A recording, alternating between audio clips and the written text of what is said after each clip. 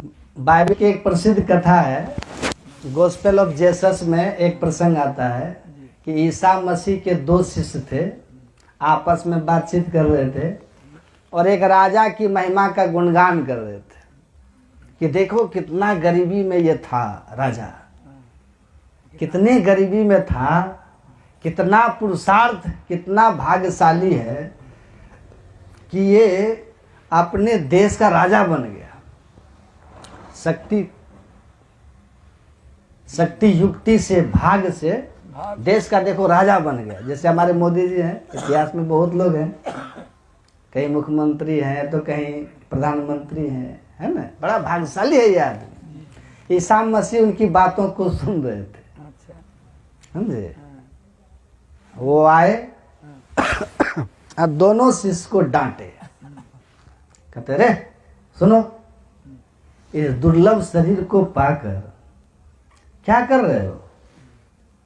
क्या पाया? उसने क्या पाया? राजगद्दी पाया। कब तक रहेगा वो? ये राजगद्दी कब तक? जब तक शरीर है तब तक। बीच में भी कोई और शक्तिशाली आपको भगा सकता है? तो कहते हैं कि देखो ऐसे मनुष्य की कभी महिमा मत गाओ जो दुर्लभ मनुष्य शरीर पा करके पद के पीछे जिंदगी लगा दिया, भगवान का भजन नहीं किया और अपने आत्मा को दुखी में ले गया, मुक्ति के धाम में ले जाने का प्रयास नहीं किया। मतलब भगवत भक्ति नहीं की, केवल पदे के पीछे भाग गया।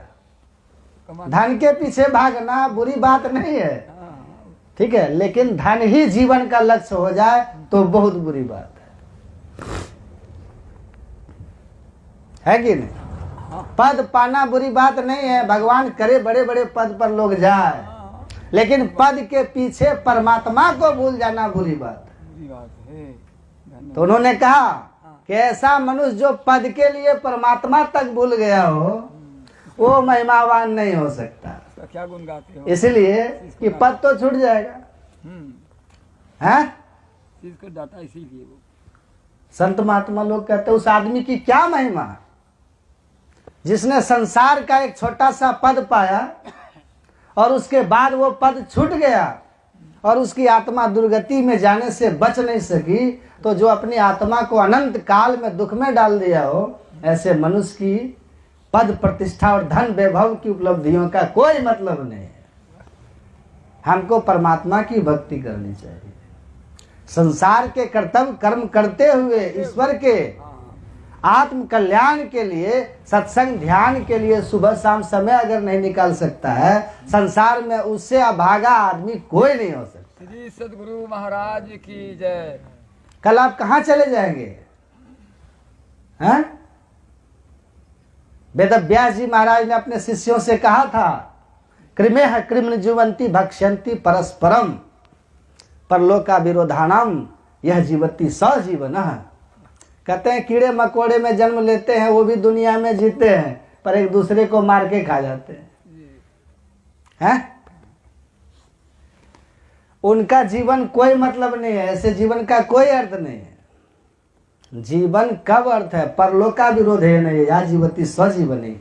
जीवन ऐसा हो कि लोक के साथ साथ परलोक भी बन जाए, लोक परलोक दोनों बनाते हुए जो जीवन यात्रा पर बढ़ रहे हैं, वास्तव में उन्हीं के जीवन का कोई अर्थ होता है। अब बाकी जीवन तो व्यर्थ है, बाकी जीवन व्यर्थ है। बस तो हम अपने जीवन के ठीक ठीक मायने को समझें। सुख का सार है, गोस्वामी जी एक सूत्र लिखते हैं, सुन लीजिए आप लोग। एक सूत्र लिखे हैं, बता के खत्म करते हैं। राम नाम एक अंक है और सब साधन है सुन, अंक गए कछु हाथ नहीं, अंक लगे 10 गुण। परमात्मा की भक्ति एक का अंक है और जितने साधन है सुख के, धन सुख का साधन है, ठीक है। धन हो जाने से सुखी हो जाएंगे ये कोई गारंटी नहीं है। अगर धन सुख के गारंटी होती तो धनवान लोग रोते हुए नहीं मिलते। तुलसीदास ने इसलिए कहा, धनहीन कहे धनवान सुखी, धनवान कहे सुख राजा को भारी। राजा कहे चक्रवर्ती सुखी, चक्रवर्ती कहे सुख इंद्र को भारी, इंद्र कहे चतुरानन ब्रह्मा सुखी, ब्रह्मा कहे सुख विष्णु को भारी। तुलसीदास विचार कहे हरि भक्ति बिना सब जीव दुखारी। तो धनवान भी दुखी होता है। ऊंचे पद पर बैठा हुआ जो है व्यक्ति को कोई दुख नहीं होना चाहिए, लेकिन उनके जीवन में भी अनेक दुख होता है। वो झपेटाता महाराज दशरथ को जब पुत्र नहीं था तब पुत्र का दुख था कि नहीं? खूब दुख था पहले जब पुत्र हुआ इसमें भी तो पुत्र के वियोग में दुख हुआ, है कि नहीं? प्राण तक त्याग दिए। पुत्र के वियोग में दुख हो गया। तो संसार यही है, सम्राट भी बन जाइएगा ना, दुख का कोई न कोई कारण रहेगा। ये हो सकता है शारीरिक बीमारी हो जाए, मानसिक कोई चिंता पकड़ ले, सम्मान पर चोट पहुंच जाए, अनेक तरह से जीवन में दुख आ जाते हैं। तो संत लोग यही समझाते हैं और कहते हैं कि आप सुखी अगर होना चाहते हैं तो आपका जीवन ईश्वर भक्तिमय होना चाहिए।